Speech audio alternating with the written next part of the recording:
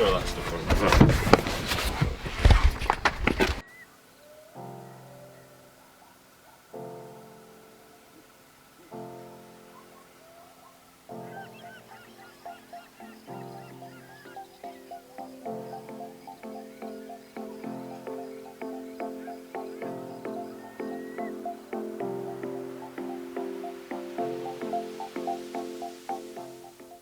Welcome to today's video. So today's video is all about how we can stop that dreaded slice. Are you a person who slices it uncontrollably off to the right for a right-hander and uncontrollably off to the left for a left-hander? Well, this video is really going to help you neutralize your ball flight and hopefully start working towards that draw. So we're going to talk about today's video in two simple stages, and the two simple stages we're going to do are going to be in one video, but ultimately these are going to be something that you can do over a period of time to help eradicate that slice and fix it forever, more importantly.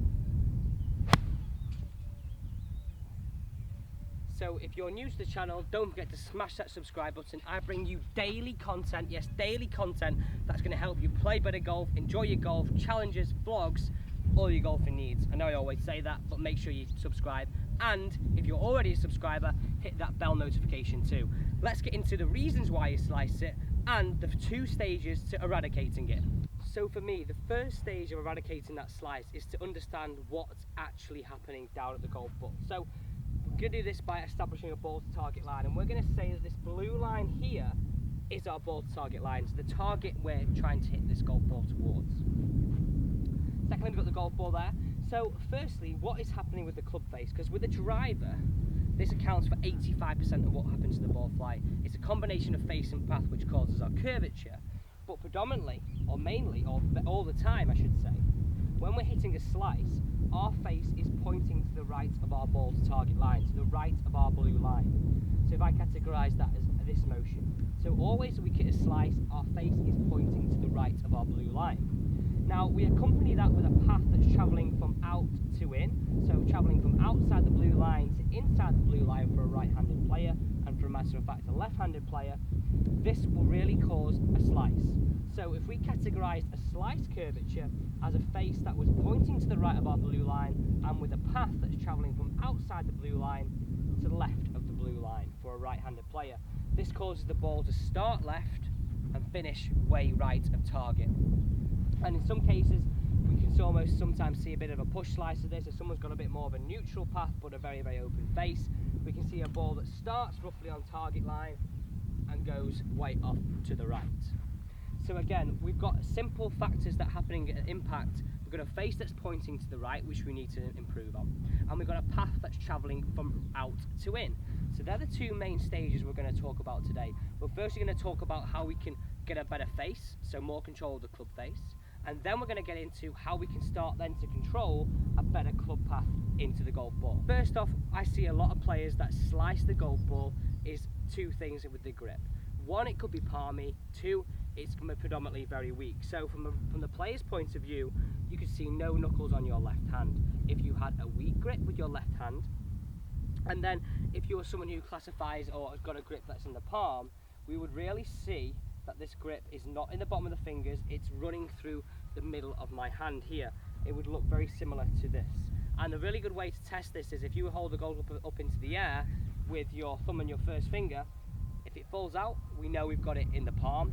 If we've got it in the fingers and we let go, we know we've got this padded bit on top to really help us.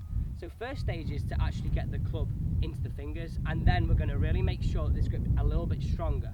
By making a stronger grip, that's going to help us square the face up or be less open. So that's going to be our first stage in eradicating this slice curvature. So how are we going to do that?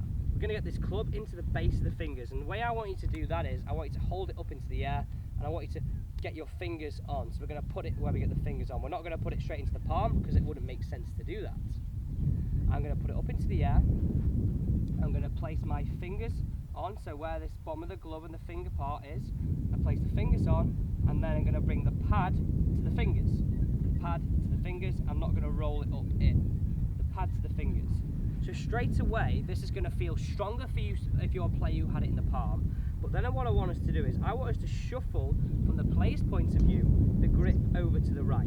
So I can now see 2.5 knuckles on my left hand. this crease between my thumb and my forefinger is pointing into my right shoulder. And this really feels like I've got a much stronger relationship with this face. So if we actually just do a simple test here, now through the golf ball, I can really feel like I could release this. So in a sense, square up the face. If I created a weak palmy grip, this would be very, very hard for me to do that. So again, you could really see the two differences in that grip.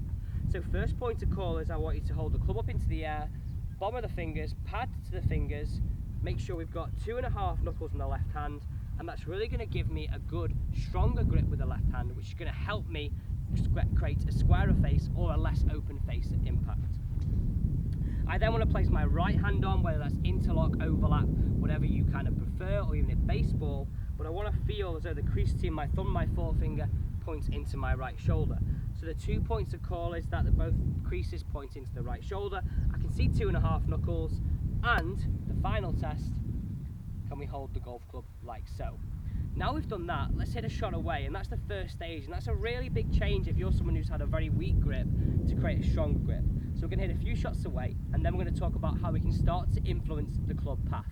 So let's hit this ball away. So if we've now still got an out to in path, and we've strengthened the club face by creating a stronger grip, then hopefully we eradicate that curvature and we start to hit pull shots. How we're going to hit a pull shot is the fact that now we've still got an out to in path, but instead of our face pointing right of our blue line, hopefully we've strengthened that grip for it to point less to the right, but hopefully match your face and path. So both pointing a similar direction to the left. And that's really going to be the first point of call for you stopping that slice. I want you to go out there and hit those pulls, and we're going to do that by holding the club up into the air, fingers on, pad to the fingers, making sure we've got 2.5 knuckles in the left hand, crease points into the right shoulder, and that's really going to give me a feeling of a much stronger club face. Accompany that with a path that I've got travelling to the left. Hopefully they're both going to match, and that's really going to eradicate that curvature. First point of call is hit the pull shot. That might sound very strange, but you guys who have sliced it, seeing no curvature is going to be groundbreaking. We're going to hit it further, we're going to feel like we've got a little bit more control, and then when we start to improve path, we get it travelling towards target.